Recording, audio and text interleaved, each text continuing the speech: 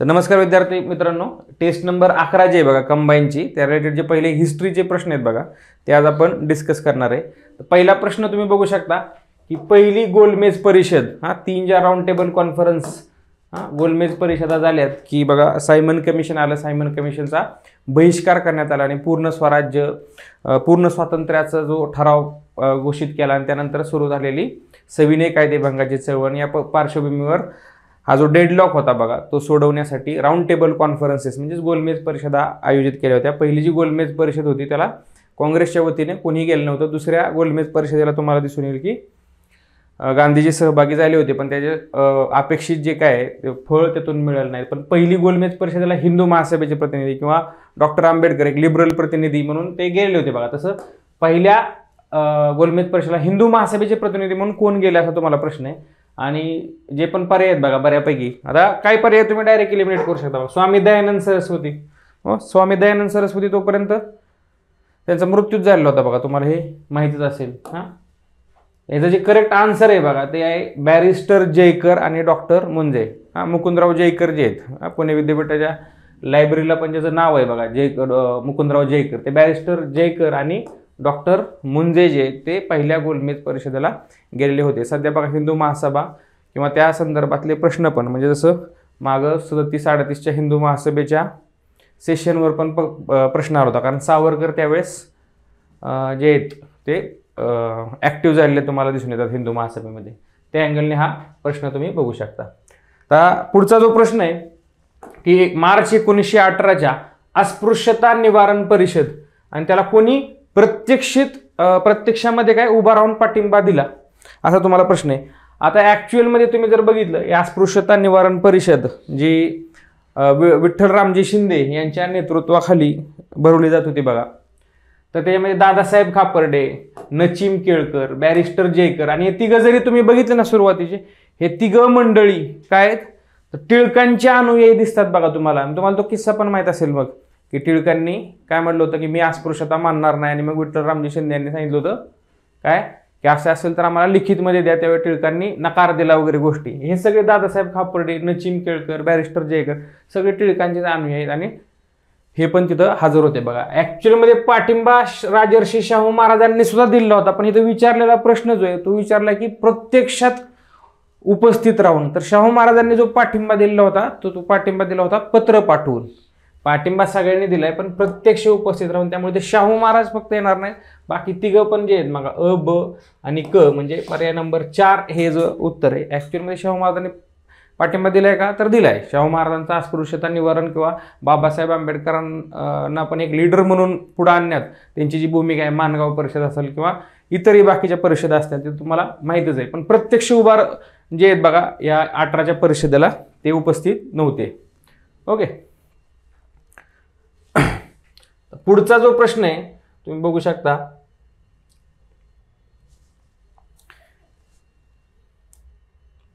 की पुढील वर्णनावरून काय करायचंय तुम्हाला तर व्यक्ती ओळखायचे. तर का पहिलं वाक्य बघा की 1943 ते 1947 या कालखंडात काय होते ते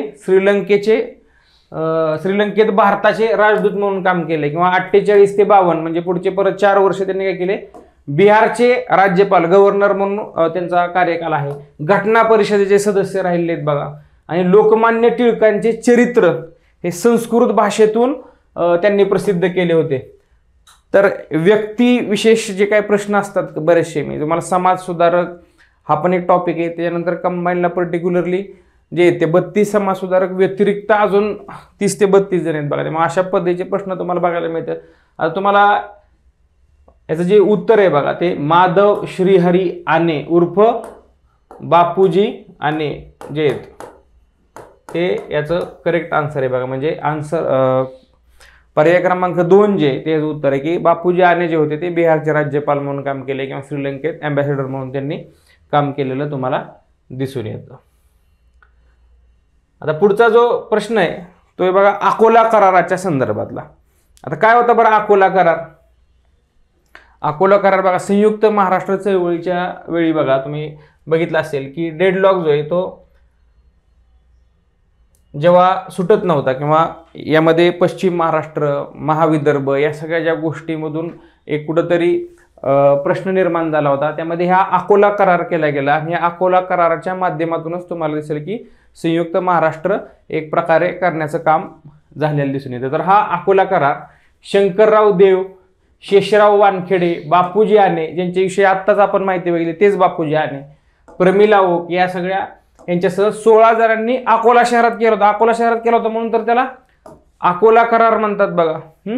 आणि यानुसार काय ठरलं होतं की तर दोन्ही प्रांत म्हणजे प्रांत एक असेल आणि त्याच्यामध्ये 2 उपप्रांत असतील आणि यांना कायदे मंडळ, मंत्रिमंडळ हे स्वतंत्र असले पाहिजे, बरोबर, असं ठरवण्यात आलं. संयुक्त महाराष्ट्रात महाविदर्भ आणि पश्चिम महाराष्ट्र असे 2 प्रांत असेल. हे तर आता सांगितलं की 2 प्रांत असेल, महाविदर्भ आणि पश्चिम महाराष्ट्र, आणि दोन्ही प्रांतांसाठी काय करायचं 2 स्वतंत्र लोकसेवा आयोग. तर ते इथं 4थं स्टेटमेंट जे बघा ते रॉंग होऊन जातं. लोकसेवा आयोग जो आहे, जोही पब्लिक सर्व्हिस कमिशन राहील ते लोकसेवा आयोग म्हणजे थोडक्यात रिक्रुटिंग एजन्सी जी आहे, नोकर भरती करणारी, थोडक्यात लोकसेवा आयोग जो राहणार आहे तो मात्र दोन्हीला कॉमन राहील अशी तरतूद होती.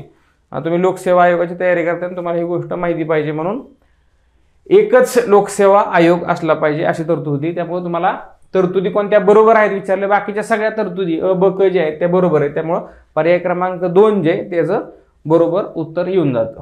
ओके, आता पुढचा जो प्रश्न आहे की क्रांतिकारी चळवळी त्यावेळेस सुरू झालेले किंवा त्या काळात स्थापन झालेले वेगवेगळे दल आहेत बघा. तर हे दल किंवा लीग्स जे आहेत आणि त्यांचे लीडर्स कोण आहेत हे तुम्हाला माहिती असणं गरजेचं आहे. पहिलं जे आहे बघा राष्ट्रफौज युवक दल. आता हे राष्ट्रफौज युवक दल जे आहे ते मंचरशा आवारी यांचे बघा. आणि हिंदुस्थानी सेवा दल हे डॉक्टर नारायण हार्डीकर यांनी स्थापन केलेलं तुम्हाला दिसून येतं. तसंच पुणे युथ लीग म्हणजे ॲक्च्युली बॉम्बे युथ लीग होतं. बॉम्बे युथ लीगच्याच प्रेरणेनंतर युसुफ मेहराली हे सगळे लोक जे आहेत ना ते पुण्यात आले, त्यानंतर पुणे युथ लीग पण केले बघा. तर युसुफ मेहराली, बॉम्बे युथ लीग आलं तरी पण तुम्ही त्यांचं नाव लिहू शकता, पुण्याच्या हिशोबाने पण तुम्ही त्यांचं नाव लिहू शकता. म्हणजे सगळ्या ज्या जोड्या आहेत हिंदुस्थानी युवक दलाला हार्डीकर जे आहेत बघा, राष्ट्रफौज युवक दलाला काय आहेत मंचरशा आवारी तुम्हाला सांगितलं. म्हणजे सगळ्या ज्या जोड्या आहेत त्या योग्य. त्यामुळं अ1, ब2 आणि क3 म्हणजे पर्याय क्रमांक 1 जे आहे ते इन्फॉर्मेटिव्ह स्वरूपाचा एक प्रकारे प्रश्न होता. आणि याच अनुषंगाने इतरही काय स्थापन झालेले जे दल असतील ते बघणं तुम्ही गरजेचं आहे. पुढचा जो प्रश्न आहे बघा की डॅश यांनी लंडन येथे भरलेल्या पहिल्या गोलमेज परिषदेबद्दल हा साम्राज्यवाद्यांनी रचलेला काय सापळा होता आणि त्यात भारताची फसवणूक झाली असं विधान केलेलं तुम्हाला दिसून येतं. आता पहिला पण प्रश्न आपण गोलमेज परिषदेचा बघितला, म्हणजे काय पॉलिटिकल हिस्ट्री आहे बघा, त्याच्या संदर्भाने पण आता असे स्टेटमेंट बेस की हे वाक्य कोणी केलं होतं, हे विधान कोणाचं, अशा पद्धतीचे प्रश्न तुम्हाला बघायला मिळतात. तर मी तुम्हाला जसं सांगितलं होतं की गोलमेज परिषद, मग तुम्हाला दुसऱ्या गोलमेज परिषदेच्या वेळेस पण दिसून येतं की जातीय निवड आणि त्यातून जे युनिटी जे आहे ते फोडण्याचा प्रयत्न वगैरे तुम्हाला दिसून येतो. तर हे जे वाक्य आहे की पहिल्या गोलमेज परिषदेला काय हा साम्राज्यवाद्यांनी रचलेला एक प्रकारे सापळा आणि भारतीय लोक फसले, हे जे वाक्य आहे हे सुभाषचंद्र बोस यांनी वापरलेलं वाक्य. आता तुम्ही इथं लक्षात घेऊ शकता डॉक्टर आंबेडकर तर यात येणार नाही म्हणतो, कारण डॉक्टर आंबेडकर स्वतः तिन्ही गोलमेज परिषदांना गेले. म्हणजे काय इलिमिनेशनच्या पद्धतीने पण तुम्ही काही जे पर्याय आहेत ते तुम्ही रद्द करू शकता. ओके, आता नेक्स्ट जो प्रश्न आहे बघा की भारतीय राष्ट्रीय काँग्रेस आणि त्याचं जे पहिलं अधिवेशन आहे त्यामध्ये खालीलपैकी कोणकोणत्या ठरावांचा समावेश होता, बरोबर, कोणकोणत्या ठरावांचा समावेश होता. आता पहिला ठराव आहे बघा, पहिलं अधिवेशन आहे. पहिलं अधिवेशन कधी झाले 1885, बरोबर. 1885 जे मुंबई इथं अधिवेशन भरलं होतं, गोकुळदास तेजपाल विद्यालय वगैरे तुम्हाला माहिती आहे सगळं ते. की लष्करी खर्चात कपात करावी. आता लष्करी खर्चात कपात, ड्रेन थेरी जे आहेत बघा दादाबाई नौरोजी किंवा सुरुवातीचे ज्या early economist of Indian history ज्यांना म्हणतो आपण, त्यांनी ह्याच गोष्टी सांगितलेल्या आहेत. त्यानंतर भारतीयांना तांत्रिक लष्करी शिक्षण द्यावं हे पण डिमांड असणार. ब्रह्मदेश खालसा करू नये हे पण आहे बघा, ब्रह्मदेश म्यानमार जो आहे बघा आता त्याला खालसा करू नये.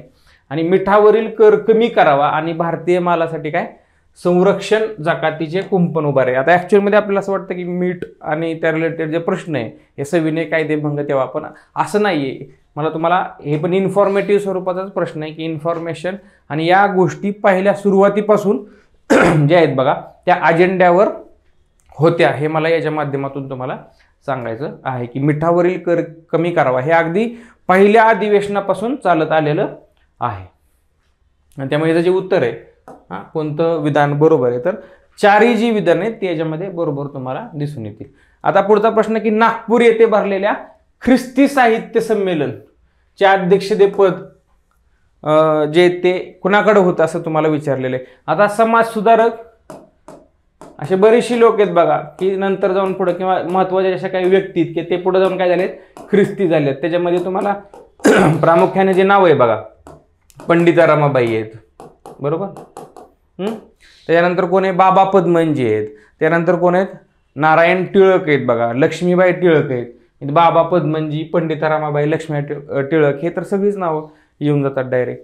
मग आता ह्या ख्रिस्ती साहित्य संमेलनाचे अध्यक्षपद कोणाकडे होतं, त्याचं जे उत्तर आहे ते तुम्हाला सांगतो की लक्ष्मीबाई टिळक जे आहेत त्या लक्ष्मीबाई टिळक यांच्याकडं याचं काय होतं संमेलनाचं अध्यक्षपद होतं बघा.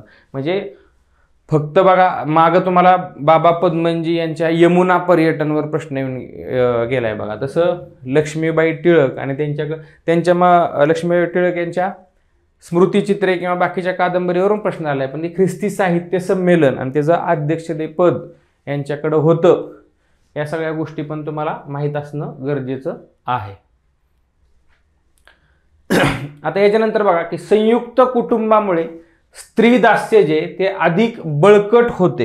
काय होतं स्त्री दास्य अधिक बळकट होते कशामुळे, तर संयुक्त कुटुंबामुळे. त्यामुळे काय न्यूक्लिअर फॅमिली असल्या पाहिजे, म्हणजे न्यूक्लिअर फॅमिली आहे तर स्त्री दास्यत्व संपू शकतं अशा प्रकारचं एक मत आहे. आणि ते मत कुणी मांडलंय की विभक्त कुटुंब पद्धतीचा पुरस्कार त्याच्यामधून केलेला आहे, तर कुणी केला. आता तुम्हाला माहिती आहे की एवढं लिबरलमध्ये आता लोकमान्य टिळक तर येणार नाहीत हे तुम्ही धरून चालू शकता. कशामुळे बरं, तुम्हाला माहिती आहे की शारदा बिल जो आहे बघा वय जे वाढवायचा जो बिल होतं बघा लग्नाचं जे वय वाढवण्याचं एज ऑफ कन्सेंट बिल ज्याला म्हणतो आपण 1891, ज्यासाठी BM मलबारी जे आहेत त्यांनी प्रयत्न केलेले तुम्हाला माहिती आहेत. तर तुम्हाला दिसून येईल की ते देखील टिळकांनी विरोध केलेला आहे. म्हणजे बऱ्याचशा गोष्टी थोड्याशा सामाजिक गोष्टींमध्ये टिळकांची मतं जी आहेत ती थोडीशी प्रतिगामी. ऑब्व्हियसली राजकीय योगदान कोण त्यांचं नाकारू शकत नाही, पण हे तुम्ही इथं इलिमिनेट करू शकता की टिळक इथं येणार नाहीत बघा. आणि स्त्रियांनी जॅकेटे घातली पाहिजे किंवा स्त्रियांच्या मागासलेपणावर एक प्रकारे एकदम पुरोगामी जे मत मांडलेलं दिसून येतं ते तुम्हाला दिसलं म्हणजे माहीत असेल की स्त्रियांनी जॅकेटे घातली पाहिजे किंवा स्त्री दास्य बळकट कसं होतं संयुक्त कुटुंबामुळे हे बोलणारा माणूस आहे गोपाळ गणेश आगरकर. एकदम टिळकांशी पण त्यांची राजकीय सुधारणा की सामाजिक सुधारणा आदी याच्यावरनं मतभेद झालेले, मग त्यानंतर सुधारक काढलेला 1888 मध्ये ह्या गोष्टी तुम्हाला माहितीच असतील. आता पुढचा जो प्रश्न आहे की माधवराव बागल आणि त्यांनी कोणास महाराष्ट्राचे कार्ल मार्क्स म्हणलं बघा. तर माधवराव बागल तुम्हाला माहिती आहे की थोडासा सोशलिझम कम्युनिझमकडे झुकणारा माणूस आणि त्यामुळं महाराष्ट्राचे कार्ल मार्क्स असं ते कोणाला म्हणतात. तर ऑब्व्हियसली तुम्हाला माहिती आहे की माधवराव बागल जे आहेत बघा ते छत्रपती शाहू महाराज जे आहेत यांच्याशी निगडीत असणारी व्यक्ती आणि शाहू फुले आंबेडकरी वारसा आहे म्हणून तुम्हाला असं वाटू शकतं याच्यामध्ये की छत्रपती शाहू महाराज हे जर उत्तर असेल, पण हे मुद्दाम आहे बघा की महात्मा ज्योतिबा फुले जे आहेत हे महात्मा ज्योतिबा फुले यांना माधवराव बागल काय म्हणतात तर महाराष्ट्राचे कार्ल मार्क्स असं म्हणतात. तसंच शाहू महाराज फुलेंना काय म्हणतात किंवा सयाजीराव गायकवाड जे आहेत ते फुलेंना काय म्हणतात. त्याच्यानंतर पंढरीनाथ पाटील या सगळ्यांच्या कमेंट आहे बघा. कोण महाराष्ट्राचे बुकर टी वॉशिंग्टन म्हणालं, बरोबर, हिंदुस्थानाचे बुकर टी वॉशिंग्टन म्हणालं, किंवा कोण त्यांना महाराष्ट्राचे जे बघा आपले अमेरिकन सिव्हिल वॉरमधले किंवा अमेरिकन सिव्हिल वॉर म्हणण्यापेक्षा अमेरिकन जी क्रांती होती रेसिझमच्या विरुद्ध, त्या रेसिझमच्या क्रांतीचे जे लीडर आहेत बघा तर याच्याविषयी कोण म्हणजे फुलेंविषयी कोणत्या गोष्टी कोणी म्हणलंय, पंढरीनाथ पाटील किंवा कम्युनिझम किंवा खरा सोशलिस्ट अशी बरीचशी मतं आहेत बघा. तर ही मतं कोण म्हणालं हे तुम्हाला याच्याबरोबर माहीत असणं गरजेचं आहे. मार्टिन ल्युथर किंग जे आहेत बघा, या अमेरिकन रेसिझमच्या विरुद्ध मार्टिन ल्युथर किंग जे आहेत, तर ते मार्टिन ल्युथर किंगची पण पदवी जी आहे, उपाधी जी आहेत, ते कोणी दिली, तर ते शाहू महाराजांनी दिलेली होती बघा. तर या गोष्टी तुम्हाला माहीत पाहिजे बघा. तर माधवराव बागल हा प्रश्न आपण बघितला, त्यामुळे हा 10वा प्रश्न. त्यामुळे हिस्ट्री या विषयाचे जे काही प्रश्न आहेत ते आपण बघितलेले आहेत. धन्यवाद. नमस्कार विद्यार्थी मित्रांनो, कंबाईन टेस्ट सिरीज 11 मध्ये जे आहे करंट अफेअर्स आणि पॉलिटी हे प्रश्न आपण जे आहेत ते बघणार आहोत. सो तुमच्यासमोर जे आहे 36 नंबरचा प्रश्न आहे बघा. अंतराळात जाणारी सर्वात तरुण महिला म्हणून चर्चेत आलेल्या कार्सन किचन जे आहेत, तर त्यांनी वयाच्या कितव्या वर्षी हा विक्रम केलेला आहे? उत्तर आहे 21 वर्ष जे आहे बघा. कार्सन किचन जे आहे सो अमेरिकेच्या आहेत आणि त्यांनी वयाच्या 21व्या वर्षी जो आहे हा विक्रम केलेला आहे बघा. अपराजिता विधेयक जे आहे महिलांवरील अत्याचारासंबंधी प्रकरणांमध्ये जलद तपासीच्या मध्ये अपेक्षित आहे बघा. आणि त्याच्यासाठी जे आहे अधिक कठोर शिक्षेच्या तरतुदीच्या मध्ये आहे. तर हे कोणत्या राज्यांनी पारित केलेलं आहे? पश्चिम बंगाल. आता पश्चिम बंगालमध्ये रिसेंटली जे आहे एक घटना घडली होती बघा. एक महिला डॉक्टर आहेत, त्यांच्यावर अत्याचार झाला होता, नंतर जे आहे हत्या पण करण्यात आली. तर त्या बाबतीत जे आहे पश्चिम बंगालने काही पावलं जी आहेत ती उचललेली आहेत. ॲग्री शुअर फंड जो आहे बघा स्टार्टअप इंटरप्राइजेससाठी, हा नव्याने झालेला जो निधी आहे तो किती रुपयांचा आहे? तो हा 750 कोटी रुपयांचा आहे बघा. हिच्यामध्ये गव्हर्नमेंट ऑफ इंडिया जे आहे तर ते 250 कोटी जे आहे ते देणार आहे. नाबार्ड हिच्यामध्ये जे आहे ते 250 कोटी देणार आहे बघा. ओके, सो नाबार्ड जे असणार आहे ते 250 कोटी हिच्यामध्ये देणार आहे बघा. आणि बाकीचे जे असतील तर मग ते बँक, इन्शुरन्स कंपनी असे 250 कोटी येणार आहे. असे 750 कोटी हिच्यामध्ये आहे. पुढचा जो प्रश्न आहे तुमचा 10 डॅश लाईन. आता बघा आतापर्यंत 9 डॅश लाईन म्हणून चायनामध्ये जे आहे, तर आपण चायनाच्या बाबतीत बघत होतो. चायनाने आता त्या लाईनला अजून पुढं सरकवलेलं आहे आणि आता 10 डॅश लाईन म्हणून चायनाने जे आहे नव्याने एक लाईन आखली आहे बघा. पक्षांतरबंदी कायद्याअंतर्गत अपात्र ठरलेल्या आमदारांचं पेन्शन बंद करण्याचा निर्णय घेणारं राज्य जे आहे ते हिमाचल प्रदेश आहे बघा. कारण हिमाचल प्रदेशमध्ये पण अशा बऱ्याचशा घटना घडल्या होत्या की जिच्यामध्ये आमदार जे आहे एका पक्षातून दुसऱ्या पक्षात जात होते. त्याच्यामुळे जे आहे हिमाचल प्रदेशमधल्या सरकारने जे आहे हा निर्णय घेतलेला आहे बघा. त्याच्यानंतर खालीलपैकी राष्ट्रीय पोषण माह म्हणून कुठला महिना साजरा केला जातो? तो उत्तर जे आहे ते आहे सप्टेंबर जे आहे बघा. सो राष्ट्रीय पोषण माह सप्टेंबर आहे, तो सप्टेंबर साजरा केला जातो. यागी चक्रीवादळामुळे कोणत्या देशामध्ये विमानतळे बंद करण्याचे आदेश देण्यात आले? उत्तर जे आहे व्हिएतनाम आहे बघा. यागी चक्रीवादळामुळे इथं जे आहे सगळी विमानतळं जी आहे ती बंद करण्याचे आदेश दिले गेले होते. अमेरिकन खुल्या टेनिस स्पर्धेतील पुरुष एकेरीचं जेतेपद मिटकून आला यानिक सिन्नर जो आहे तर तो कुठल्या देशाचा आहे? आता बघा कुठलेही ज्यावेळेस तुम्ही जे आहे प्लेयर्स बघता बघा, तर तिच्यामध्ये एक गोष्ट लक्षात ठेवा की एकंदर त्यांचा देश तुम्हाला माहीत असणं अपेक्षित असतं बघा. सो यानिक सिन्नर जो आहे तर तो इटलीचा आहे. प्लॅस्टिक प्रदूषणामध्ये जगात पहिल्या क्रमांकावर कुठला देश आहे? तर भारत आहे बघा. प्लॅस्टिक प्रदूषणामध्ये आपण पहिल्या क्रमांकावर आहोत. प्रधानमंत्री किसान मानधन योजना जी आहे तर ती कधी सुरू करण्यात आली होती? प्रधानमंत्री किसान मानधन योजना 12 सप्टेंबर 2019ला सुरू करण्यात आली होती. तुम्ही राज्यसेवेचा पेपर बघितला, त्याच्यात बेटी बचाव बेटी पढाओ होता बघा. बेटी बचाव बेटी पढाओ मी 2 दिवस अगोदर घेतलं होतं, 29 तारखेला मी घेतलं होतं. 1 डिसेंबरला जे आहे तुम्हाला हा प्रश्न पण आलेला आहे बघा. इलेक्ट्रॉनिक्स उद्योगासाठी सन 2030 पर्यंत जे आहे किती अब्ज डॉलरच्या टप्प्याचं लक्ष आपण ठेवलेलं आहे? सो इलेक्ट्रॉनिक्सचा विचार केला तर तिच्यामध्ये जे आहे 2030 पर्यंत 500 अब्ज डॉलरचं लक्ष जे आहे तर ते आपण ठेवलेलं आहे बघा. त्याच्यानंतर जे आहे 47 नंबरचा जो प्रश्न आहे बघा, त्यामध्ये कुठलं बंदर जे आहे तर ते आता श्री विजयपुरम म्हणून ओळखलं जाईल. सो पोर्ट ब्लेअर बंदर जे आहे त्याचं नाव जे आहे श्री विजयपुरम असं करण्यात आलेलं आहे बघा. जागतिक ओझोन दिन जो आहे तो कधी साजरा केला जातो? 16 सप्टेंबरला साजरा केला जातो. याच्यावर पण आधी प्रश्न आलेले आहेत. सो ते एक लक्षात ठेवा बघा. त्याच्यानंतर पुढचा जो प्रश्न आहे आपला सुभद्रा योजना जी आहे. सुभद्रा योजना जी आहे महिलांना 1 कोटी महिलांना 10,000 रुपये जे आहे वार्षिक दिले जाणार आहे. सो ही ओडिसाशी संबंधित आहे बघा. ओके, सुभद्रा योजना ओडिसाशी संबंधित आहे. त्याच्यानंतर जे आहे की दिल्लीच्या आतापर्यंतच्या सर्वात तरुण मुख्यमंत्री म्हणून आतिशी मार्लेना जे आहेत तर त्यांनी शपथ घेतली होती. त्यांचं वय जे आहे ते किती होतं? तर त्यांचं वय जे आहे तर ते 43 होतं. सो बेसिकली जे आहे दिल्लीच्या बाबतीमध्ये हे एक महत्त्वाचा आस्पेक्ट लक्षात असू द्या बघा. त्याच्यानंतर पुढचे जे प्रश्न आहेत ते पॉलिटीचे प्रश्न आहेत. भारताचे जे महान्यायवादी अटॉर्नी जनरल जे आहे बघा त्यांच्याबद्दलचा प्रश्न आहे. योग्य विधान विचारलेलं आहे, हे नीट बघून घ्यायचं. योग्य अयोग्य काय विचारलं आहे ते. त्यांची नेमणूक जे आहे तर ते राष्ट्रपती करतात. भारताचे महान्यायवादी केंद्रीय कार्यकारी मंडळामध्ये जे आहेत समाविष्ट होतात. सो बेसिकली दोन्ही गोष्टी ज्या आहेत तर ते योग्य आहेत. सो अ आणि ब असं याचं उत्तर आहे बघा. हा ना. आर्टिकल 76 जे आहे ते लक्षात असू द्या.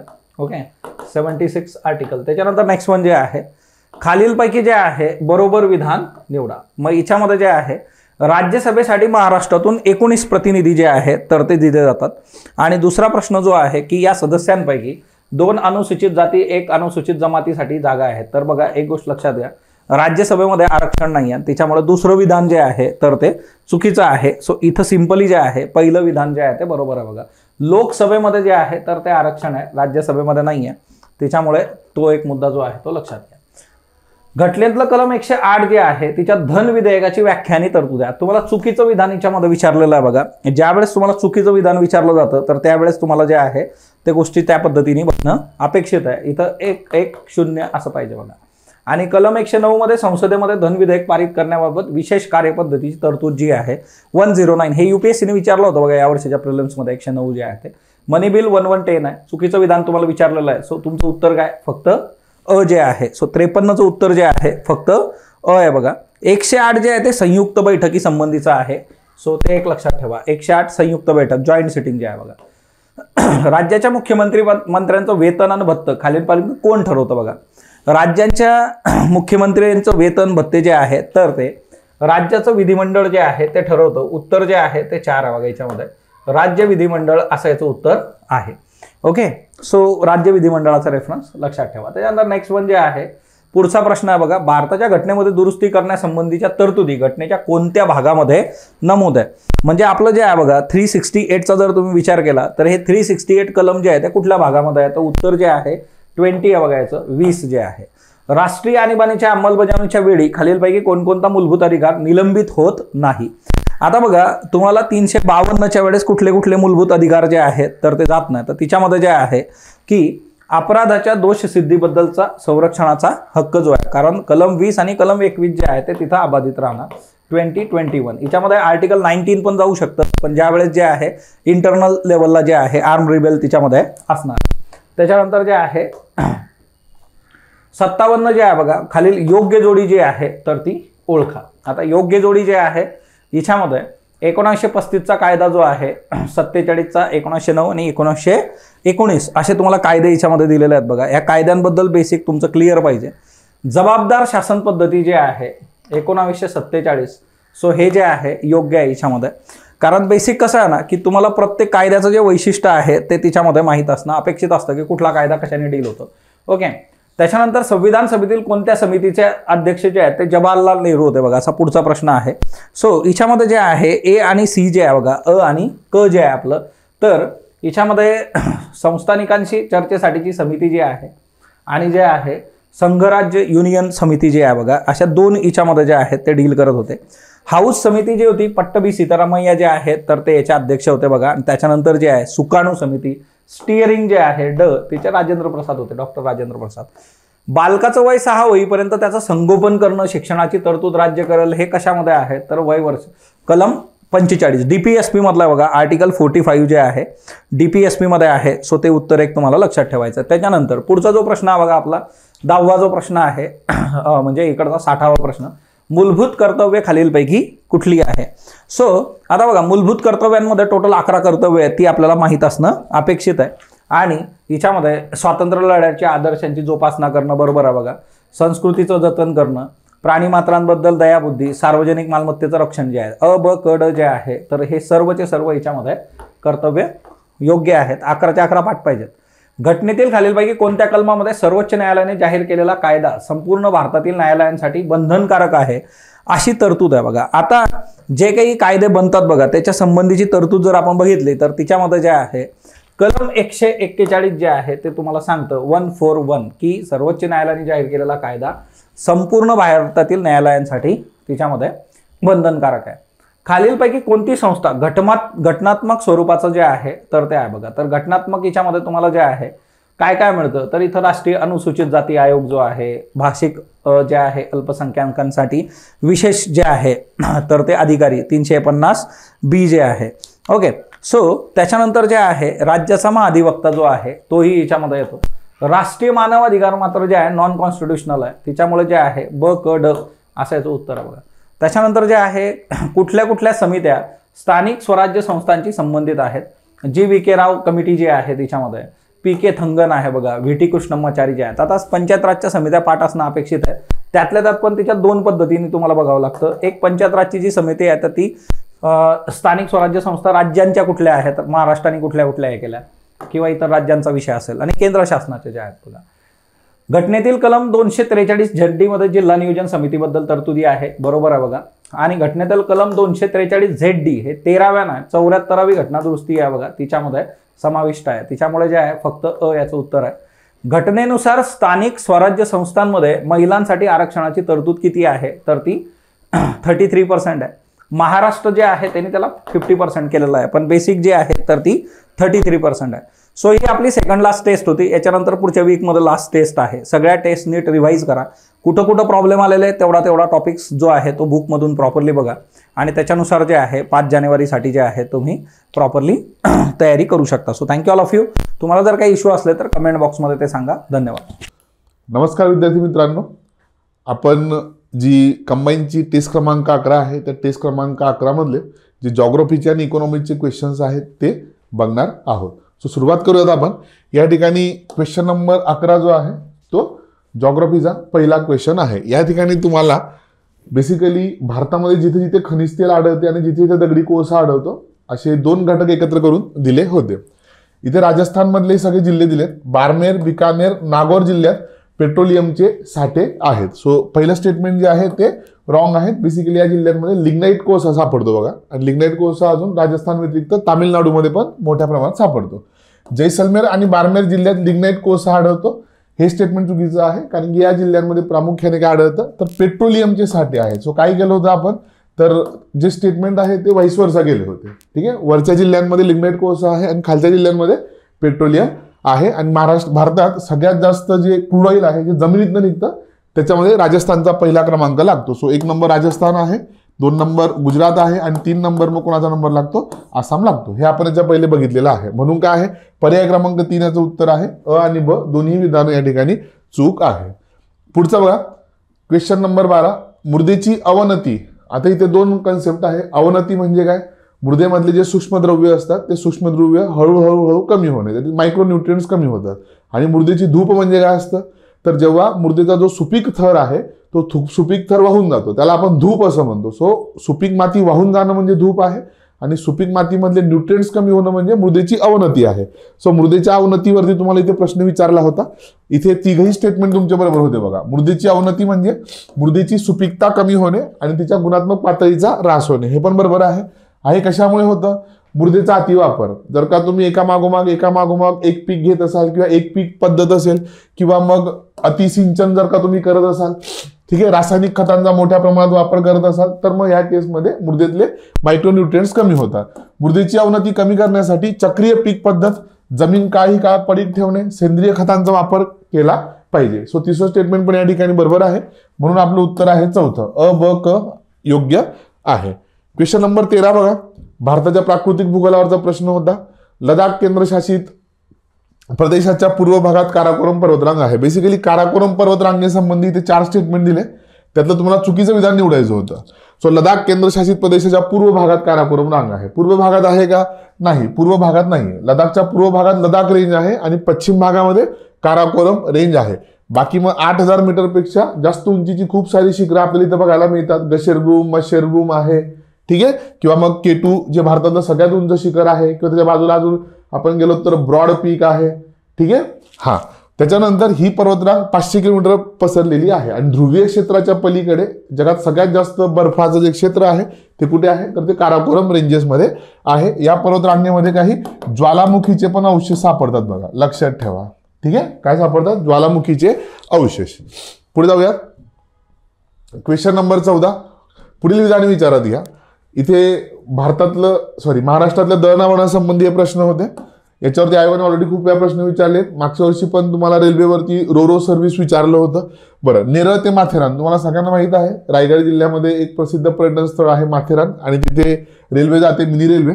सो ही जी मिनी रेल्वे आहे हा लोहमार्गाचा वेगळा प्रकार आहे, कारण की ती नॅरो गेज आहे. डोंगराळ प्रदेशात ही अरुंद लोहमार्गावरून चालते. पहिलं स्टेटमेंट बरोबर आहे. आणि दुसरं स्टेटमेंट, सह्याद्री पर्वतात तीव्र उतारामुळे तर पूर्व गडचिरोली जिल्ह्यात दाट जंगलांमुळे लोहमार्ग आढळत नाही. दोघेही स्टेटमेंट या ठिकाणी बरोबर आहे. म्हणून काय आहे, अ आणि ब बरोबर.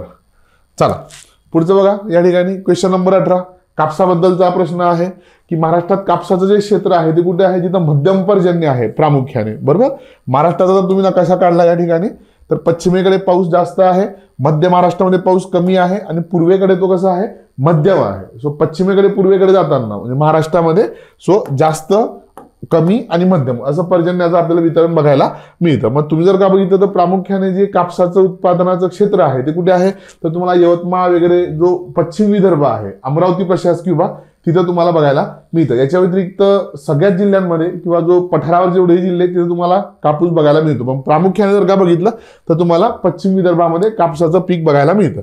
सो पहिलं स्टेटमेंट तुमच्या ठिकाणी बरोबर आहे की जिथं मध्यम पर्जन्य आहे अशा ठिकाणी तुम्हाला ते क्षेत्र एकवटलेलं दिसतं. आणि दुसरं होतं धुळे ते वर्धा, तसेच दक्षिणेकडे छत्रपती संभाजीनगर विभागाच्या पश्चिमेकडे जिल्ह्यातून थेट कोल्हापूरपर्यंत म्हणजे उभा पट्टा. सो सेकंड स्टेटमेंट तुमचं रॉंग आहे. ठीक आहे, धुळ्यापासून तर वर्ध्यापर्यंत सातपुड्याच्या पायथ्याशी कापसाचं उत्पादन होतं का, खूप होतं. आणि दुसरं काय म्हटलं आपण की छत्रपती संभाजीनगर पासून पर्यंत कोल्हापूरकडे हा सगळा ऊसाचा पट्टा आहे बघा. ठीक आहे, इथं ऊस हे जे नगदी पीक आहे ते मोठ्या प्रमाणात घेतलं जातं. त्याच्यामुळे या ठिकाणी काय आहे, फक्त अविधान योग्य आहे, ब विधान जे आहे ते चुकीचं आहे. क्वेश्चन नंबर 16 बघा, महाराष्ट्रातील कोकण प्राकृतिक भागाविषयी असलेल्या पुढील विधानांतून चुकीचे विधान निवडा. इथे तुम्हाला 4 स्टेटमेंट दिले होते आणि विचारलंय की याच्यातलं चुकीचं वाक्य कुठलं आहे. सो पहिलं स्टेटमेंट सगळ्यांना माहिती आहे की प्राकृतिक भाग याची उंची कशी आहे, अगदी कमी आहे, ज्याची निर्मिती कशामुळे झाली, निमज्जन म्हणजे पठाराची जी पश्चिम बाजू आहे ती खचल्यामुळे निर्मिती झालेली आहे. कोकण विभागाच्या पश्चिमेकडे अरबी समुद्र, पूर्वेला पश्चिम घाट आहे. कोकण किनारपट्टी ही रिया प्रकारची आहे. रिया कोस्ट म्हणजे काय असते, जमिनीचा भाग खाली खचल्यामुळे समुद्राचं पाणी काय होतं, तर त्या खचलेल्या भागात आतपर्यंत जातं आणि खाड्यांची निर्मिती होते. अशा कुठल्याही कोस्टला आपण काय म्हणतो, रिया कोस्ट असं म्हणतो. आणि अशा कोस्ट या प्रामुख्याने खडकाळ स्वरूपाच्या असतात, दगडांच्या असतात. म्हणून महाराष्ट्राच्या पश्चिमेला जे छोटे छोटे खडकाळ बेट आहे तिथं खूप सारे समुद्री किल्ले आपल्याला बघायला मिळतात. क्वेश्चन आता जे 4थं स्टेटमेंट आहे की कोकण किनारपट्टी एक सलग मैदान आहे, हे चुकीचं आहे. ठीक आहे, जरी त्याचा समावेश किनारी मैदानी प्रदेशात होत असला तरी सुद्धा ते सलग मैदान नाही. मधून मधून तुम्हाला काय बघायला मिळतात, तर 200 ते 300 मीटर उंचीच्या टेकड्या बघायला मिळतात. राहील लक्षामध्ये, क्लिअर आहे. त्याच्यामुळे इथं 4थं स्टेटमेंट जे आहे ते चुकीचं आहे. फक्त अ ब क स्टेटमेंट या ठिकाणी योग्य होते, म्हणून याचा पर्याय क्रमांक 3 उत्तर आहे. क्वेश्चन नंबर 17 कडे जाऊया. इथे तुम्हाला बेसिकली 4 स्टेटमेंट दिले होते आणि याच्यात तुम्हाला विचारलं होतं की चुकीचं विधान ओळखा. ओके, अक्षरवृत्त आणि रेखावृत्त याच्यावरचा हा प्रश्न होता. बघा समजून घ्या. जर का तुम्ही बघितलं तर पृथ्वीच्या मध्यभागातून 0 अंश रेखावृत्त गेलंय, बरोबर का नाही. हा, आता 0 अंश रेखावृत्तात दिवसाची सुरुवात कुठून होते, तर या 180 रेखावृत्तापासून, बरोबर का नाही. हा, सो इकडून इकडे, म्हणून जपानला आपण काय म्हणतो, उगवत्या सूर्याचा देश असं म्हणतो. सो पूर्व गोलार्ध जो आहे तो पश्चिम गोलार्धाच्या पुढे आहे, म्हणजे सूर्य इथं उगवतोय, हळूहळू करता करता करता काय होतंय, दिवस पश्चिमेकडे सरकत जातोय. Is that clear. सो पहिलं स्टेटमेंट या ठिकाणी बरोबर आहे. आणि 0 अंश रेखावृत्ताच्या पलीकडे 180 अंश काय आहे, तर रेखावृत्त आहे. त्याला आपण आंतरराष्ट्रीय वाररेषा म्हणतो. आणि आंतरराष्ट्रीय वाररेषा ओलांडताना जर का तुम्ही पश्चिमेकडून पूर्वेकडे गेलात तर 1 दिवस वजा करावा लागतो, आणि जर का पूर्वेकडनं पश्चिमेकडे आला तर 1 दिवस तुम्हाला अधिक करावा लागतो. सो दुसरं आणि तिसरं स्टेटमेंट त्याच आशयाचं आहे बघा. आणि 4थं जे आहे की मार्शल बेटांकडून हवाई बेटांकडे निघायला जहाजाला आंतरराष्ट्रीय वाररेषा ओलांडल्यास 1 दिवस वजा करावा लागेल. आता 4थं स्टेटमेंट जे आहे ना, ज्याचं मॅप पॉइंटिंग चांगलं आहे त्याला कळेल.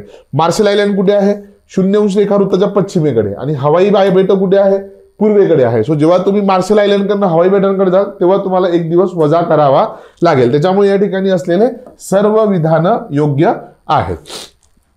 पुढचा क्वेश्चन 1 लाइनर आणि एकदम फॅक्च्युअल क्वेश्चन आहे बघा, लक्ष द्या. सो संपूर्ण तापी खोऱ्याने महाराष्ट्राचा विचार केल्यास किती भाग व्यापलेला आहे.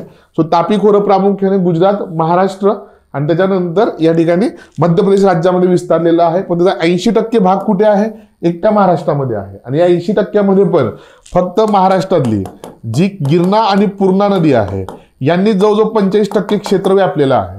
ठीक आहे, म्हणजे महाराष्ट्रामध्ये तापी नदीपेक्षा पूर्णेची लांबी जास्त आहे हे लक्षात ठेवा. ओके, सो 80% पण या दोन नद्यांनी जास्तीत जास्त योगदान दिलेलं आहे. पुढचा क्वेश्चन नंबर 19, कोयना जलविद्युत प्रकल्पासंबंधी चुकीचे विधान ओळखा. आता कोयना विद्युत प्रकल्प कुठे आहे सगळ्यांना माहिती आहे तुम्हाला, सातारा जिल्ह्यामध्ये आहे.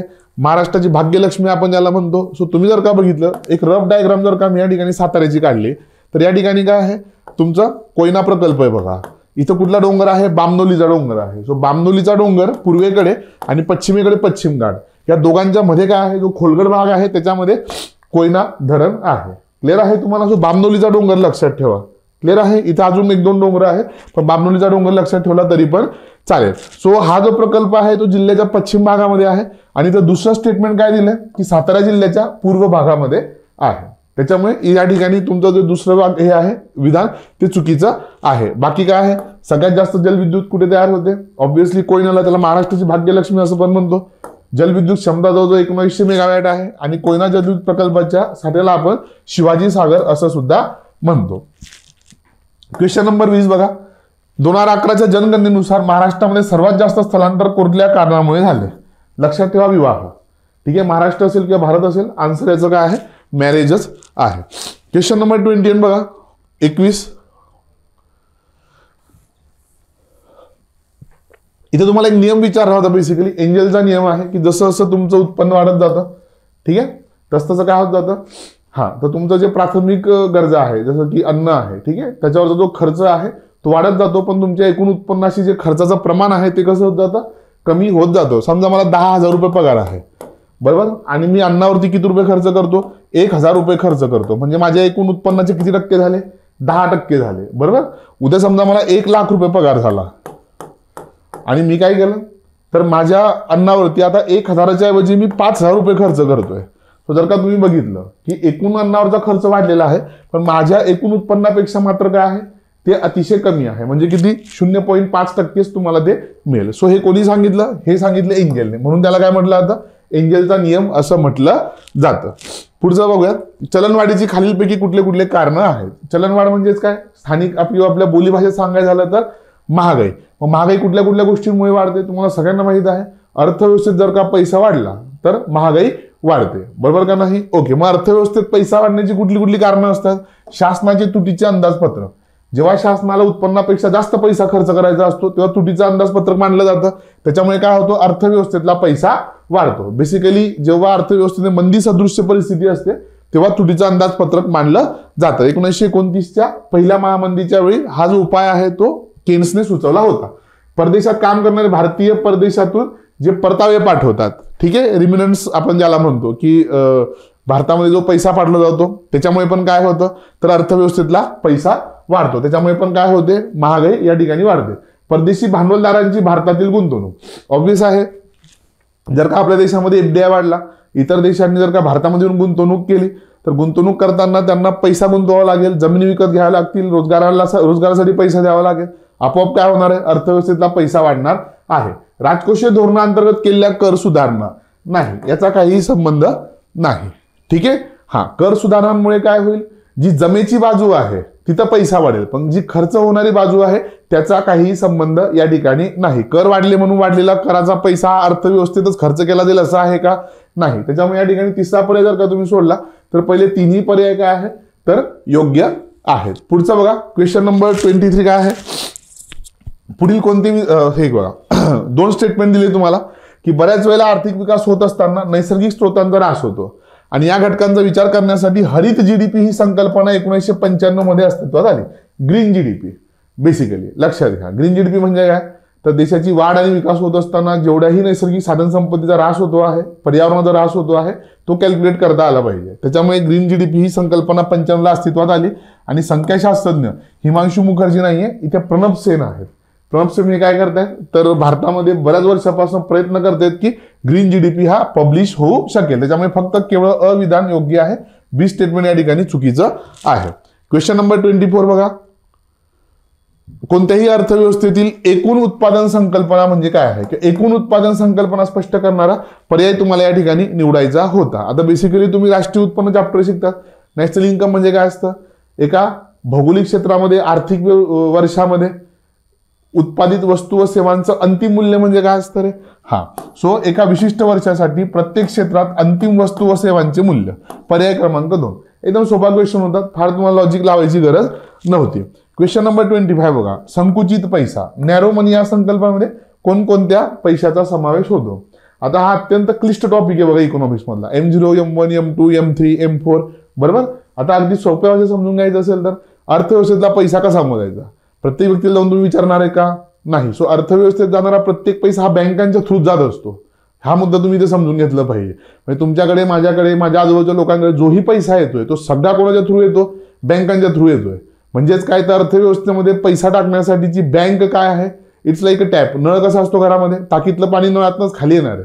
सो त्यासारखं आहे. मग काय केलं जातं, तर बँकांनी दिलेली कर्ज आणि बँकांचे आरबीआयकडे किंवा लोकांकडे असलेले पैसे, सो एकंदरीत जो कॅश पैसा आहे त्याच्यापासून तर बँकांनी पतनिर्मिती केलेल्या पैशापर्यंत मग पैशाचं वर्गीकरण केलं जातं. M0, M1, M2, M3 आपण हे सगळं बॅचमध्ये शिकलेलं आहोत. सो नॅरो मनी म्हणजे काय?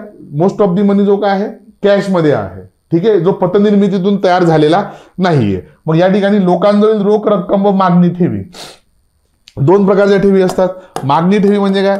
अशा ठेवी ज्या मागताबरोबर लगेच मिळतात. मग करंट अकाउंटला आणि सेव्हिंग अकाउंटला असलेले पैसे तुमच्या मागणी ठेवी आहे. आणि मुदत ठेवी म्हणजे काय? ज्या एका दीर्घ कालावधीसाठी तुम्ही ठेवलेल्या आहेत, ज्या तुम्हाला मागितल्याबरोबर मिळणार नाहीये, त्या झाल्या तुमच्या FD.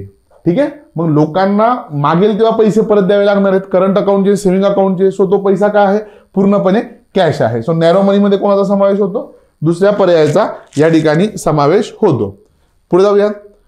इथे पुन्हा तुम्हाला 2 स्टेटमेंट दिली बघा. ओपन मार्केट ऑपरेशन, आरबीआय द्वारा अर्थव्यवस्थेतला पैशाचा प्रवाह नियंत्रित करण्यासाठी वेगवेगळे ऑपरेशन राबवले जातात. बरोबर. पैसा जर जास्त झाला असेल तर कमी करा, कमी झाला असेल तर पैसा वाढवा. याला आपण काय म्हणतो? क्रेडिट कंट्रोल असं म्हणतो. अर्थव्यवस्थेतील पैशाचा प्रवाह नियंत्रित, आणि आरबीआयचं ते सगळ्यात महत्वाचं काम आहे.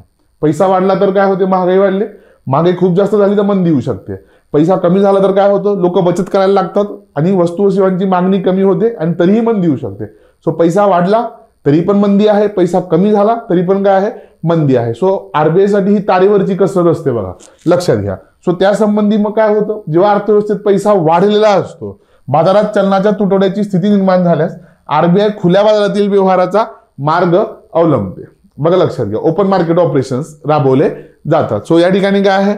पहिलं स्टेटमेंट तुमचं बरोबर आहे. पण सेकंड स्टेटमेंट मात्र जे आहे की बाजारात मोठ्या प्रमाणात चलनाची उपलब्धता झाल्यास आरबीआय खुल्या बाजारातील व्यवहार ओएमओचा अवलंब करते. सो सेकंड स्टेटमेंट या ठिकाणी रॉंग आहे. सो केवळ अविधान या ठिकाणी योग्य होतं. पुढचं बघा, खुल्या अर्थव्यवस्थेचे, ओपन इकॉनॉमीचे खालीलपैकी कोणते फायदे आहेत? ठीक आहे, ओपन इकॉनॉमीचे, खुली अर्थव्यवस्था आपण ज्याला म्हणतो. आता खुली अर्थव्यवस्थेमध्ये काय असतं? जो कोणी उत्पादक आहे त्या उत्पादकाला जागा निवडण्याचे अधिकार असतात. कुठल्या वस्तूचं उत्पादन घ्यायचं, कुठल्या सेवेचं उत्पादन घ्यायचं, त्याच्यानंतर त्याची किंमत किती असली पाहिजे किंवा त्याचं वितरण हे कशा पद्धतीने करायचं आहे, या सगळ्या गोष्टींचे अधिकार कोणाला आहे? तर उत्पादकाला आहे. सो उपभोक्ते आणि उद्योगांना मोठ्या प्रमाणात वस्तू निवडीची संधी प्राप्त होते. तो ठरवेल त्याला काय उत्पादित करायचं आहे. गुंतवणूकदारांना स्वदेशी व परकीय मालमत्ता यांच्यामधून निवडीची संधी मिळते. उद्योगांना आपल्या उत्पादनाचे स्थान निश्चित करता येते आणि कामगारांना पण काय करता येतं? आपलं स्थान निवडता येतं. त्याच्यामुळे काय आहे? अ, ब, क आणि ड चारही पर्याय या ठिकाणी बरोबर आहे. क्वेश्चन नंबर 28 बघा, परकीय व्यापारासंबंधी आहे. एकत्रित मागणीवर कोणत्या प्रकारे प्रभाव टाकतो? प्रश्न व्यवस्थित समजून घ्या. परकीय व्यापार भारतातील एकत्रित मागणीवर कोणत्या प्रकारे प्रभाव टाकतो? जेव्हा भारतीय नागरिक परकीय वस्तूंची खरेदी करतात तेव्हा देशी वस्तूंच्या मागणीत वाढ होते. एकदम सिंपल स्टेटमेंट आहे. पहिलं स्टेटमेंट काय तुमचं या ठिकाणी? रॉंग आहे. बरोबर. पण जेव्हा भारतीय वस्तूंची परदेशांमध्ये मोठ्या प्रमाणात निर्यात होते तेव्हा देशांतर्गत उत्पादन होणाऱ्या वस्तूंची एकत्रित मागणी वाढते. सेकंड स्टेटमेंट या ठिकाणी बरोबर आहे. सो केवळ ब जे आहे ते तुमचं या ठिकाणी योग्य विधान आहे. क्वेश्चन नंबर 29 बघा, देशाच्या नागरिकांना मोफत मिळालेले उत्पन्न त्याचा वर्तमान तसेच भविष्यकाळात परतावा करावा लागत नाही त्यास कुठले उत्पन्न संबोधले जाते? बेसिकली आपण ब्रॉडली काय करतो? इन्कमला कॅटेगराईज करतो 2 कॅटेगरीजमध्ये. बरोबर का नाही?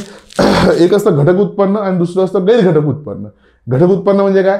काहीतरी काम केले तुम्हाला पैसे मिळतात.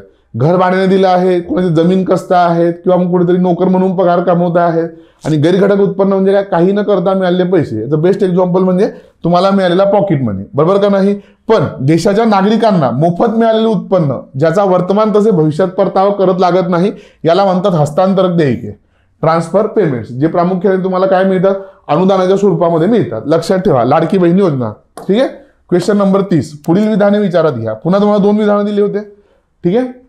व्यवहार तोलामध्ये चालू खाते व भांडवली खाते अशा 2 खात्यांचा समावेश होतो, बरोबर. भारत सरकारचं एक मोठं रजिस्टर आहे, त्या रजिस्टरला आपण काय म्हणतो, व्यवहार तोल म्हणतो. जेवढ्या वस्तू आणि सेवा आयात केल्या त्याच्यातून होणारा प्रॉफिट किंवा लॉस, जेवढ्या वस्तू आणि सेवा निर्यात केल्या आहेत त्याच्यातून होणारा प्रॉफिट किंवा लॉस ज्या रजिस्टरमध्ये लिहिला जातो त्याला आपण व्यवहार तोल म्हणतो. या वहीचे 2 भाग आहेत. ठीक आहे. एकाला म्हणतो चालू खाते, दुसऱ्याला म्हणतो भांडवली खाते. सो पहिलं स्टेटमेंट या ठिकाणी बरोबर आहे. व्यापार तोल ही केवळ वस्तूंच्या राष्ट्रीय व्यापाराशी संबंधित संकल्पना आहे, नाही. व्यापार तोल ही आंतरराष्ट्रीय व्यापाराशी संबंधित काय आहे तर संकल्पना आहे, राष्ट्रीय नाही, आंतरराष्ट्रीय. म्हणजे एका देशाने दुसऱ्या देशासोबत केलेले वस्तू व सेवांचे व्यापार. त्याच्या पलीकडे जाऊन काय आहे, अजून कर्जाचे व्यवहार पण होतात, पण आपण ते कशावरती लिहितो. चला पुढे जाऊयात आपण. सो या ठिकाणी काय आहे तुमचं ए स्टेटमेंट जे आहे ते बरोबर आहे, बी स्टेटमेंट तुमचं चुकीचं आहे. त्यामुळे केवळ अविधान या ठिकाणी योग्य आहे. क्वेश्चन नंबर 31 बघा. आरबीआय संबंधी प्रश्न आहे. आरबीआयद्वारे विनिमय दर बाजारात दैनंदिन आधारावर हस्तक्षेप केला जातो. बघा लक्षात घ्या, प्रत्येक चलन दुसऱ्या देशाच्या चलनासोबत काय होत असतं, एक्सचेंज होत असतं. आणि हा जो एक्सचेंज रेट आहे तो मागणी आणि पुरवठ्याच्या आधारावरती ठरतो. अगदी सोपं आहे. कांद्याचे भाव दर महिन्याला काय होतात, खालीवर होत असतात. घरचे काय करतात, एकदम कांदे घेऊन ठेवतात. म्हणजे 2-3 महिने जर का जरी खालीवर झाले कांद्याचे भाव तरी सुद्धा तुम्हाला काही अडचण येत नाही. तसंच आरबीआय पण करते. एखाद्या चलनाचा दर जर का कमी झाला तर मग जेव्हा चलनाचा दर कमी असेल तेव्हा ते चलन काय करते तर घेऊन ठेवते. असं दैनिक पातळीवरती काय करत असते आरबीआय, आंतरराष्ट्रीय बाजारामध्ये हस्तक्षेप करत असते. कायसाठी, एक्सचेंज रेट. उद्या असं नको व्हायला की डॉलर खूप महाग होऊन गेला, कारण की आपल्याला काय करायचंय, खूप साऱ्या वस्तू आणि सेवा आयात करायच्या आहेत, मध्ये डॉलर तर लागणारच आहे. सो उद्या महाग होण्यापेक्षा आज स्वस्त झालाय तर तो तुम्ही आज परचेस करून ठेवा. आणि आरबीआय काय करते तर विनिमय दर हा जो आहे तो स्थिर ठेवण्यासाठी मग दैनंदिन आधार याच्यावरती त्या मार्केटमध्ये हस्तक्षेप करते. आणि 1976 साली दुहेरी विनिमय दर पद्धत स्वीकारली. इथे 1996 असं पाहिजे होतं. लक्षात घ्या. क्लिअर आहे. चला पुढचा क्वेश्चन नंबर 32. खालीलपैकी दारिद्र्याचे कारण म्हणून कुठले मानले जाऊ शकत नाही. बघा लक्षात घ्या, दारिद्र्याचे वेगवेगळे कारण आहेत. आपल्या देशात तर एकापेक्षा जास्त कारण आहेत. त्यातलं जे सामाजिक समावेश आहे, सोशल इन्क्लुजन, हे काय नाहीये तर दारिद्र्याचं कारण नाहीये. बाकी मग सामाजिक, आर्थिक आणि राजकीय असमानता, बेरोजगारी आणि संपत्तीचे असमान वितरण. ठीक आहे. सध्या तुम्ही बघत असाल टीव्हीवरती, संसदेमध्ये ऑलरेडी हा मुद्दा रोज गाजतो आहे की ऑलमोस्ट देशातल्या 1% लोकांकडे काय आहे, देशातला 60% जवळपास किंवा 2/3 पैसा काय झाला आहे तर कॉन्सन्ट्रेट झालेला आहे. क्वेश्चन नंबर 33 बघा. भारतात बेरोजगारी विषयक आकड्यांचे प्रमुख स्रोत कुठले आहेत. ठीक आहे. घिसापिटा प्रश्न आहे. आपण भारतामधले जे बेरोजगार लोक आहेत त्यांचा डेटा कुठून मिळवला जातो. एकतर दर 10 वर्षांनी जी जनगणना होते ती, नॅशनल सॅम्पल सर्व्हे ऑफिस. ठीक आहे. गावोगावी जाऊन जे तुमच्या घरावरती नंबर लिहितात बघा, सर्व्हे झालेला आहे आणि तुम्हाला येऊन प्रश्न विचारतात किती लोक आहेत, इस्त्री आहे का, सिलेंडर आहे का, किती लोक कमवतात, किती लहान लेकरं आहे. ते काम कोणाचं असतं, NSS होतं असतं. सो NSS कलेक्ट केला डेटा. रोजगार व प्रशिक्षण संचालनालय DGET नोंदणीची आकडेवारी. ठीक आहे. हे तिन्ही काय आहेत तर या ठिकाणी आकडेवारीचे स्रोत आहे. क्वेश्चन नंबर 34 बघा.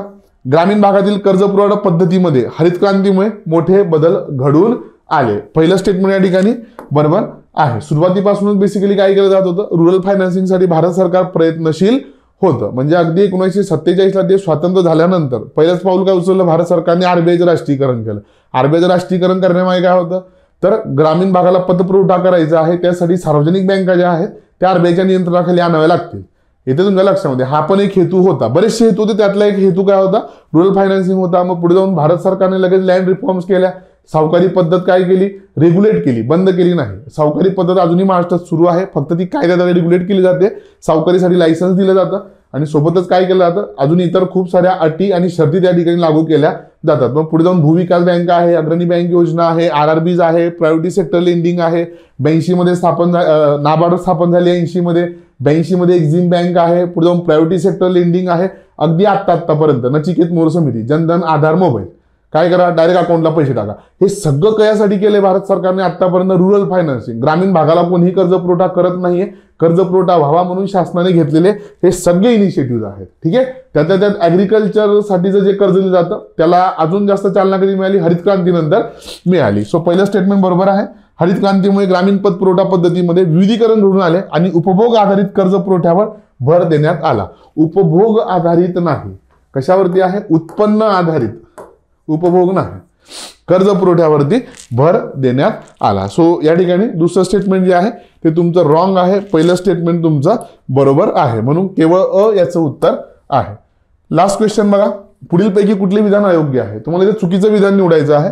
राजकोषीय तुटीच्या प्रमाणात महसुली तुटीमध्ये झालेली वाढ शासकीय तुटीच्या गुणवत्तेचे तीव्र पतन दर्शवते. राजकोषीय तूट म्हणजे काय? सिंपल आहे, घेतलेलं कर्ज. अगदी सोप्या भाषेमध्ये सरकार जे कर्ज घेते, ठीक आहे, तर सरकारी कर्जाला आपण काय म्हणतोय? राजकोषीय तूट म्हणतो आहोत. बरोबर. आणि राजकोषीय तुटीतून शासनाची व्याज देयता वगळल्यानंतर प्राप्त होणारी तूट म्हणजे काय असते? प्राथमिक तूट असते. सो या ठिकाणी दुसरं स्टेटमेंट जे आहे ते पण बरोबर आहे. घेतलेल्या कर्जावरती तुम्हाला व्याज पण द्यावं लागणार आहे. बरोबर का नाही? असं तर होणार नाही की तुम्ही फक्त कर्ज घेतलंय. ठीक आहे. सो लक्षात ठेवा. ओके. जर का पुढच्या वर्षी आपण अर्थसंकल्प मागत आहोत आणि जर का अर्थसंकल्पामध्ये आपण म्हणत आहोत की एवढे पैसे येतील आणि एवढे खर्च करणार आहोत, तर का खर्च होणारी रक्कम जास्त असेल त्याला आपण काय म्हणतो? अर्थसंकल्पीय तूट असं म्हणतो. खर्च जास्त असेल तर कर्ज घ्यावं लागेल. मग शासन जे कर्ज घेते त्याला आपण काय म्हणतोय? राजकोषीय तूट असं म्हणतो. राहील लक्षामध्ये. आणि राजकोषीय तुटीतनं जेव्हा अर्थसंकल्प ऍक्च्युअल लागू होतो, आर्थिक वर्ष सुरू होतो, त्याच्यातून जेव्हा आपण व्याज द्यायला सुरुवात करतो तेव्हा त्याला आपण काय म्हणतो? प्राथमिक तूट असं म्हणतो. सरकारचा जो महसुली खर्च असतो, महसुली खर्चातनं बऱ्याच वेळेला काय होतं? महसुली म्हणजे अनुत्पादक आहे, पण राज्यानं दिलेली अनुदानं ही जरी केंद्रासाठी अनुत्पादक असली तरी सुद्धा बऱ्याच वेळा राज्य काय करतात?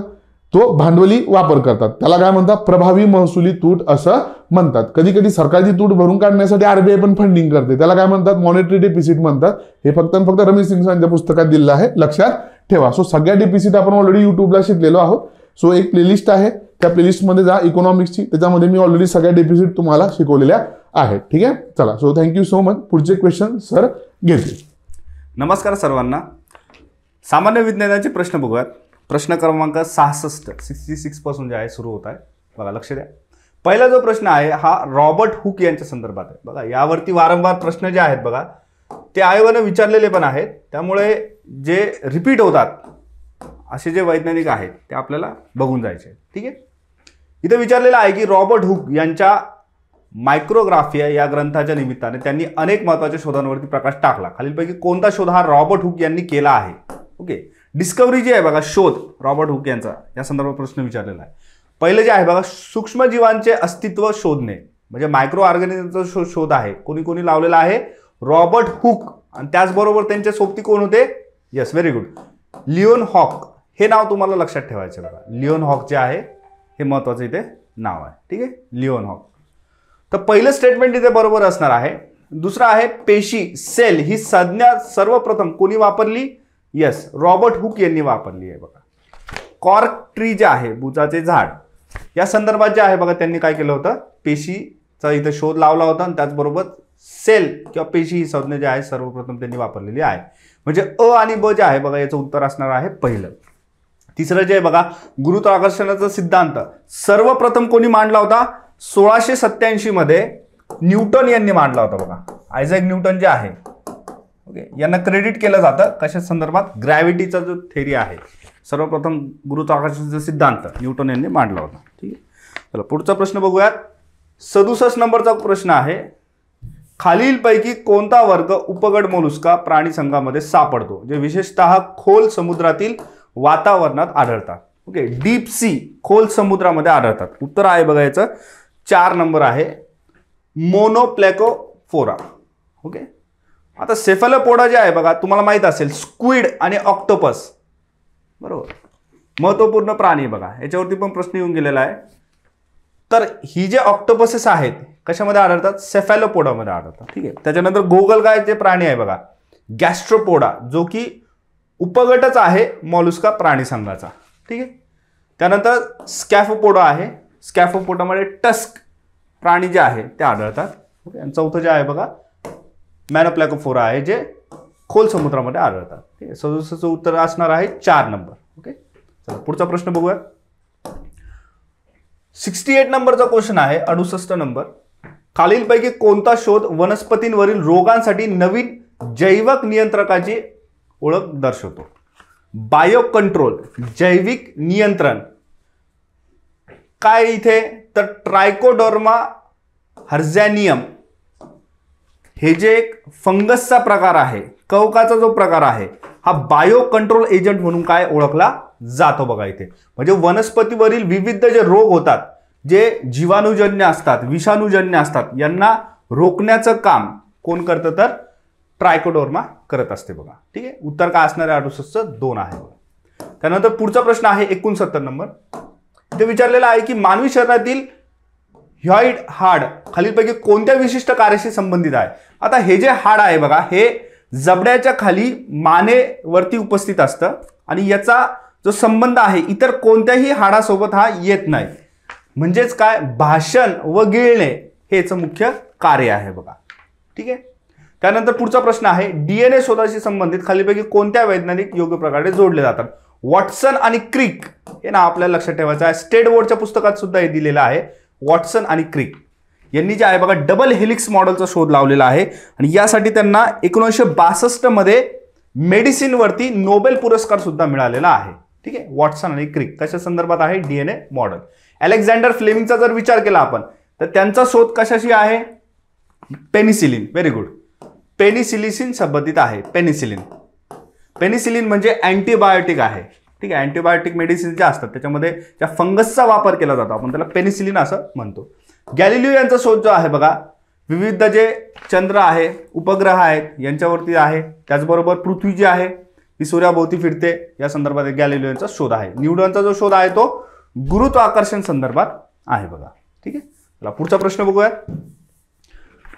71 नंबरचा आहे मलेरियाच्या उपचारासाठी कोणते औषध सर्वाधिक वापरले जाते? कॉमन मेडिसिन कोणती आहे?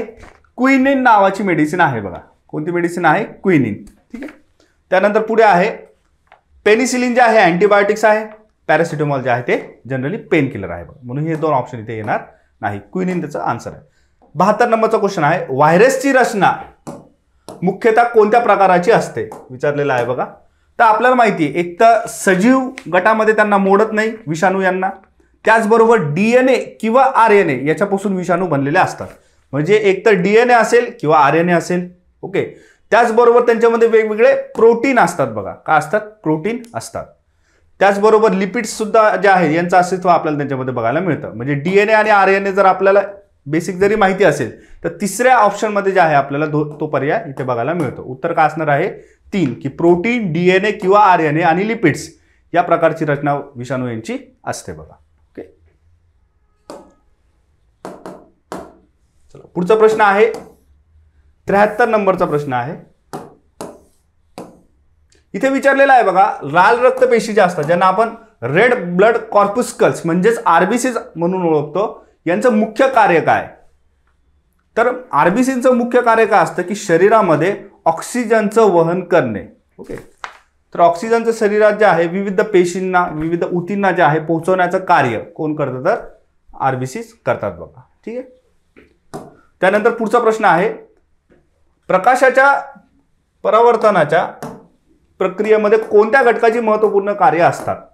आता आपण इथे एक गोष्ट नोटीस केली तर आपल्याला बघा स्टेट बोर्डामध्ये जेव्हा आपण प्रकाश हा टॉपिक बघतो त्याच्यामध्ये आपल्याला विविध घटक जे आहेत ते बघायला मिळतात. जसं की आपल्याला विविध आरसे जे आहेत बघा, आरसे संदर्भात जे आहे विविध आपल्याला गणितीय सिद्धांत, विविध प्रतिमा निर्मिती या गोष्टी आपल्याला बघायला मिळतात. म्हणजे मिरर आणि मिरर संदर्भात इमेज फॉर्मेशन हे जरी तुमच्या लक्षात आलं असेल तर आपल्याला माहिती आहे की काही बहिर्गोल आरसे असतात, अंतर्गोल आरसे असतात, बरोबर, काही सपाट आरसे असतात. मग इथे जसं परावर्तक पृष्ठ बदललं त्याचनुसार जे आहे परिवर्तन जे आहे ते सुद्धा बदलतं. परिवर्तन जर बदललं तर जिथे प्रतिमा निर्माण होणार आहे ती प्रतिमा जी आहे वेगवेगळ्या ठिकाणी निर्माण होत असते. ओके. तर लॉजिकली याचा आन्सर काय? परावर्तक पृष्ठ. म्हणजे ज्या पद्धतीचं तुमचं सरफेस आहे त्यानुसार इथे प्रकाशाची जी परिवर्तनाची प्रक्रिया आहे ती इथे बदलणार आहे बघा. त्यानंतर पुढचा प्रश्न आहे 75 नंबर. पृथ्वीवरील गुरुत्वाकर्षणाचे तत्व या संदर्भात खालीलपैकी कोणते वाक्य योग्य आहे? ओके. बरोबर स्टेटमेंट जे आहे इथे ओळखायचं आहे आपल्याला. बघा पहिलं जे आहे गुरुत्वाकर्षणाची शक्ती सर्व ठिकाणी समान असते असं आहे का, तर नाही. सर्व ठिकाणी ती पृथ्वीवरती समान नाहीये, ती असमान आहे. जर तुम्ही ध्रुवाकडे गेलात तर तिथे ती अलग आहे. त्याचबरोबर जर तुम्ही इक्वेटरवरती असाल तर तिथे सुद्धा ती वेगळी आहे. त्यानंतर पुढचं आहे गुरुत्वाकर्षण शक्ती वस्तूच्या आकारावरती अवलंबून असते. तर आकार इथे जे आहे कोणत्याही प्रकारचा रोल प्ले करत नाही. ओके, शेप जो आहे ऑब्जेक्टचा कसाही जरी असला तरी सुद्धा ग्रॅव्हिटेशन त्याच्यावरती इफेक्ट करत नाही. त्यानंतर आहे गुरुत्वाकर्षण शक्ती फक्त मोठ्या वस्तूवरच लागू होते, तर असं नाही. समान पद्धतीने मोठी असेल किंवा छोटी असेल तर दोन्हीवरती जी आहे ती लागू होते. चौथं जे आहे बघा तिथे योग्य आहे की गुरुत्वाकर्षण शक्ती वस्तूच्या वस्तुमानावरती अवलंबून असते. ठीक आहे, मासवरती जे आहे बघा ज्याला आपण वस्तुमान असं म्हणतो याच्यावरती गुरुत्वाकर्षणाचा प्रभाव आपल्याला दिसून येतो. ठीक आहे, त्यानंतर पुढचं आहे जेव्हा ध्वनी लहरी एखाद्या पृष्ठभागावर परावर्तित होतात आणि विशिष्ट विलंबनानंतर ऐकल्या जातात तेव्हा या घटनेला इको किंवा प्रतिध्वनी असं म्हणतात. बरोबर. त्यानंतर इको होण्यावर प्रभाव टाकणाऱ्या घटकांबाबत खालीलपैकी कोणते विधान बरोबर आहे. 4 विधान दिलेले आहे प्रतिध्वनी या संकल्पनेच्या संदर्भात. पहिलं विधान जे आहे बघा इथे सांगितलेलं आहे की प्रतिध्वनी तेव्हा ऐकू येते जेव्हा स्त्रोत व परावर्तक पृष्ठभागामधील अंतर 17.2 मीटरपेक्षा कमी असतो. तर प्रतिध्वनी जर ऐकायची असेल तर मिनिमम डिस्टन्स किती पाहिजे, 17.2 मीटर पाहिजे किंवा त्यापेक्षा जास्त पाहिजे. तर इथे स्टेटमेंटमध्ये दिलेलं आहे कमी पाहिजे, तर हे स्टेटमेंट कसं असणार इथे चुकीचं आहे. त्यानंतर बघा दुसरं आहे प्रतिध्वनी तेव्हा ऐकू येते जेव्हा मूळ ध्वनी आणि परावर्तित ध्वनी यामधील वेळ अंतर टाइम डिस्टन्स जो आहे हा किमान 0.1 सेकंद असतो. तर हे योग्य आहे बघा, कारण की मानवी मेंदूची जी रचना आहे यामधील जी क्षमता आहे ध्वनी ऐकण्याची तर ती 0.1 सेकंद इथपर्यंत जे आहे आपल्याला ध्वनी हा ऐकू येत असतो. ध्वनी जो आहे मेंदूमध्ये तो साठून राहतो आणि तो तिथे मेंटेन राहतो. ओके, तर यापेक्षा जर विलंब जास्त झालेला असेल 0.1 सेकंदाच्या नंतर तर ध्वनी जो आहे आपल्याला वेगवेगळ्या भागांमध्ये जो आहे पुन्हा पुन्हा ऐकू येत असतो. यालाच आपण काय म्हणतो प्रतिध्वनी असं म्हणत असतो. ओके, दुसरं स्टेटमेंट जे इथे बरोबर आहे. तिसरं इथे विचारलेलं बघा प्रतिध्वनी फक्त पूर्णपणे बंद जाग्यामध्ये होते, तर असं नाही बघा. तुम्ही जर हिमालयामध्ये गेलात किंवा एखाद्या घाटामध्ये गेलात ओके तर तिथे सुद्धा तुम्हाला प्रतिध्वनी ऐकू येत असतो. प्रतिध्वनीचा आवाज नेहमीच मूळ आवाजापेक्षा कसा आहे जास्त आहे. तर तुम्ही बघितलं असेल बघा प्रतिध्वनी जेव्हा येतो तर तेव्हा हळूहळू जे आहे आवाजाची जी तीव्रता आहे ती कमी कमी होत जाते आणि जो आवाज आहे हा आपल्याला नेहमी ऐकू येतो. ओके, त्यानंतर पुढचा आहे बघा 77 नंबर आहे खालीलपैकी कोणते आम्ल जलातील द्रवणात प्रबल आम्ल नाही. स्ट्रॉंग ऍसिड बद्दल विचारलेलं आहे.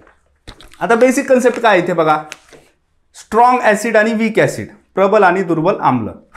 प्रबल आम्ल कशाला म्हटलं जातं, असे आम्ल असतात की ज्यांचं आयनायझेशनची क्षमता आहे ती जास्त असते, त्यांना काय म्हटलं जातं स्ट्रॉंग ऍसिड म्हटलं जातं.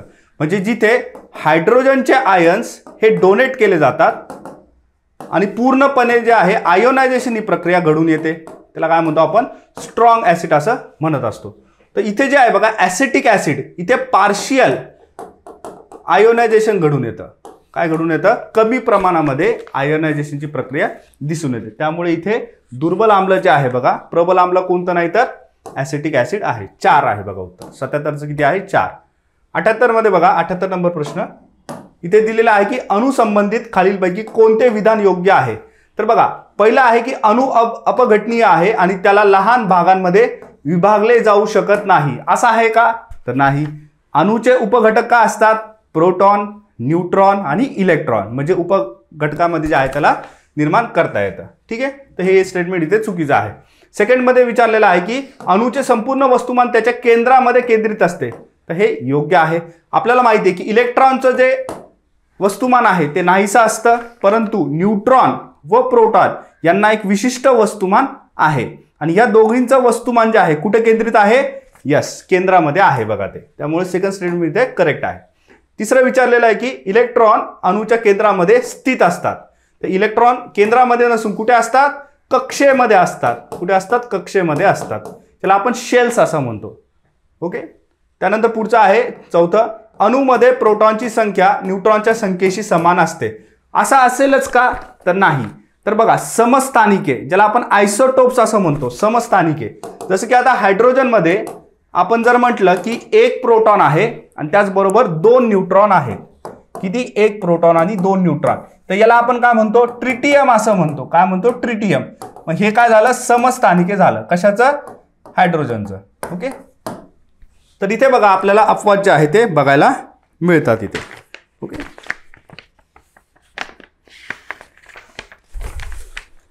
चला पुढचा प्रश्न बघूया. पुढचा प्रश्न जो आहे बघा हायड्रोजन विषयी विचारलेला आहे. हायड्रोजन विषयी खालीलपैकी कोणते विधान योग्य आहे? ओके. 79 नंबरचा क्वेश्चन आहे, सेकंड लास्ट.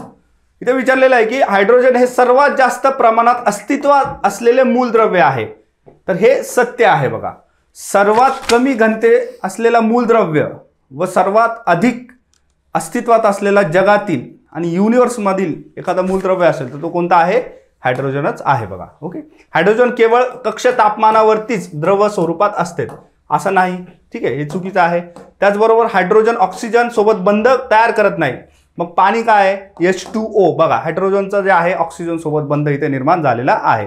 तिसरा सुद्धा चुकीचा आहे.